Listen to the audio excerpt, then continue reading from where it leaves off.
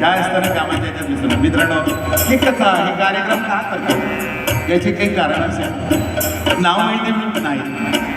महाराजांनी या अनपढ म्हणजे माझ्या सद्गुरूंनी साईनाथांनी माझ्यासारख्या अनपढ माणसाला, ज्याला संगीताचा साई येत नाही, ज्याच्या घरी आध्यात्मिक वारसा नाही, ज्याच्या आई वडिलांनी कधी शाळेचं तोंड पाहिलं, म्हणजे माझ्या आईने आई पाहिली नाही, वडिलांनी बालपणी आई पाहिली नाही, झोपडपट्टीतलं बालपण आणि खायची सोय नसताना सांगितली इंजिनिअरिंग सोडलं. कॉलेजपर्यंत बिना चपलीनं बिना पेटचे कपडे घालणारा सगळ्यात कॉलेजचा भाषा म्हणजे मी होतो त्यावेळेस. पण तिथनं महाराजांनी काढलं की ते सायकल पंचर दुरुस्त करायला पैसे राहायचे नाही. महाराजांनी फ्लाईटमध्ये फिरवायला सुरुवात केली. अहो, चांगले लोक जवळ बसवत नव्हते, राष्ट्रपती भवनापर्यंत पोहोचले, राजभवनाला कार्यक्रम झाला, इंटरनॅशनल फेस्टिवलला नेलं. हे सगळं महाराजांची कृपा. काहीच येत नाही मला, खरं सांगतो, पण हे आपोआप यायला लागलं त्यांची कृपा. म्हणून एक आयुष्यात चांगलं काम व्हावं. 2014ला मला एक डॉक्टर मित्र मिळाले, त्यांचं नाव डॉक्टर स्वप्नील माने. हाही अवलिया माणूस. 6व्या वर्गात असताना डोक्यात आलं की मला कॅन्सरचा तज्ज्ञ व्हायचा, कारण की त्याला खाऊ देणारे काका कॅन्सरने वारले होते. आणि 6व्या वर्गापासून पैदळवारी त्या सोंडवले गावापासून शिर्डीला करायला लागले. आणि महाराजांनी सद्गुरून ऐकलं. तो 6व्या वर्गातला जिल्हा परिषदचा एक गाव खाण्यातला मुलगा मेरिट यायला लागला. 10वीत मेरिट, 12वीत मेरिट, KEM मध्ये गायनाकॉलॉजिस्ट गोल्ड मेडलिस्ट झाला. पण मन स्वस्त बसेना, त्याला बनायचं तो कॅन्सर तज्ञ. त्यांनी परत ॲडमिशन घेतली, ऑन्कॉलॉजिस्ट झाला, तोही टॉपर होता. मग लक्षात आलं की मी गायनाकॉलॉजिस्ट ऑन्कॉलॉजिस्ट आहोत, पण माझ्यासोबत मला सर्जरी करायचं काम पडेल, सर्जन लागेल. मग वापस जाण्यापेक्षा MS सर्जरी पण केलं. 3 डिग्र्या घेतल्या, कॅन्सरवर संशोधन करत राहिला. आणि आज त्याच्यापाशी 22 पेटेंट आहेत ना कॅन्सरची, 22.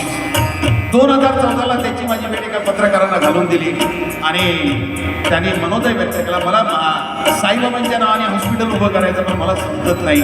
माझ्या पागल पत्रकार मित्रांना सांगितलं काही गरजही नाही. का म्हणजे आमचा एक पागल दुसरा मित्र आहे, त्याला भेट करून त्यांनी मला टेलिफोनिक कनेक्ट करून दिला. आम्ही एकत्र आलो. 14ला एक फाउंडेशन उभं केलं आणि त्या फाउंडेशनचं रूपांतर 2018ला साईधाम कॅन्सर हॉस्पिटल राहुरीला सुरू झालं. 30 बेडेड हॉस्पिटल नोव्हेंबर महिन्यात सुरू झालं. जानेवारी उघडला 19. लक्षात आलं गोरगरीब पेशंट येतात, पण त्यांना कॅन्सरने थर्ड स्टेजला आले. आम्ही काही करू शकत नव्हतो म्हणून आमचं चक्र उलटं फिरवलं, रिव्हर्स गेअर. लोक येण्याच्या वर आपण पोहोचायचं. SBIला कॉन्टॅक्ट केला. SBIने आम्हाला एक व्हॅन दिली. आमचे डॉक्टर गावखेड्यात जायला लागले. विट भट्ट्यावर ऊस कापणाऱ्या महिला सगळ्यांना तपासायला लागले. त्यांचे मामूली आजारांचं औषधही फ्री द्यायला लागले.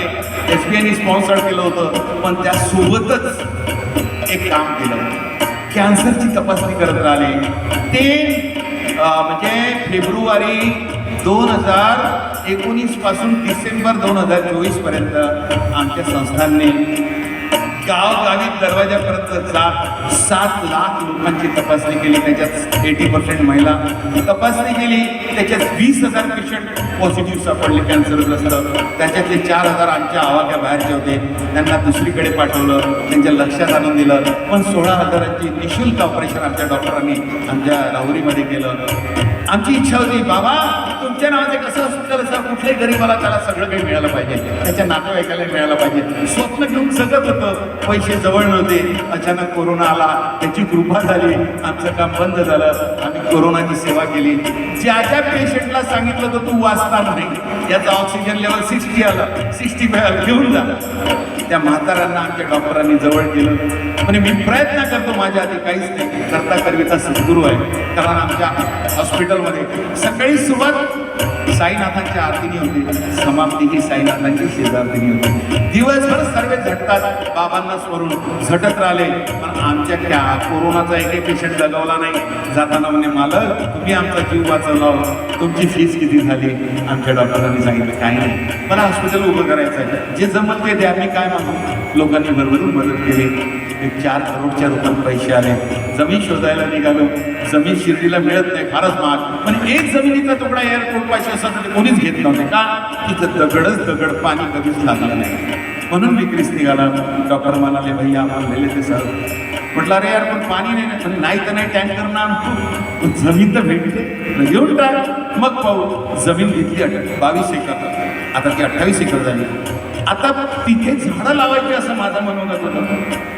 बांधू दवाखान्याच्या झाडं तर पाहिजे ओसाड जागेवर 1,500 झाडं लावायचे प्रयत्न केले पण पाणी नव्हतं म्हणून गड्ढा केला त्या दगडात म्हणजे बाहेर पावसाचं पाणी साचेल बाबा पण काय त्याची लीला 60 फूटपर्यंत गड्ढा केला आणि त्या गड्ड्याला असे झरे लागले त्याचं रूपांतर एक विहिरीत झालं उन्हाळ्यात आम्ही 80 फूट खोदू शकतो एका विहिरीला इतकं पाणी आहे की उन्हाळ्यात तिथं थेंबभर पाणी नव्हतं तिथे आता मी बाल्टीने काढू शकतो उन्हाळ्यात एका विहिरीच्या 3 विहिरी केल्या 3ही विहिरीला पाणी लागलं 1,500 झाडं लागले लेवलिंग झाले आता तिथं हॉस्पिटल उभं करायचं आहे आमचं प्रोजेक्ट पाहून SBI खुश झाली भारतात 53 जिल्हे आदिवासी जिल्हे निवडले जिथे हे ॲम्ब्युलन्स जातील महाराष्ट्रात 6 जिल्हे आहेत ते 6 जिल्ह्याचं काम आमच्याकडे आहे त्याच्यात वाशिम आहे धाराशिव आहे गडचिरोली आहे धुळे नंदुरबार ठाणे ग्रामीण एरियात हे काम सुरू आहे हे हॉस्पिटल उभं राहावं हे स्वप्न घेऊन जगतोय महाराजांची कृपा सद्गुरूंचा प्रचार प्रसार आणि याच्यातून जे काही येतं ते तिथं हॉस्पिटलच्या कामी यावं कारण की तुम्हाला माहीत आहे मंत्रालयाच्या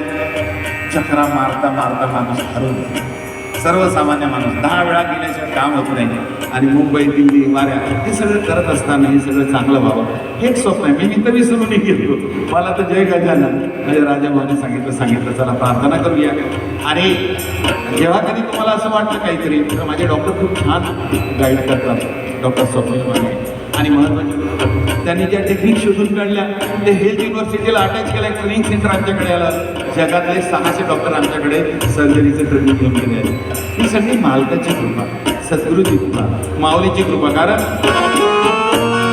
तुझे ना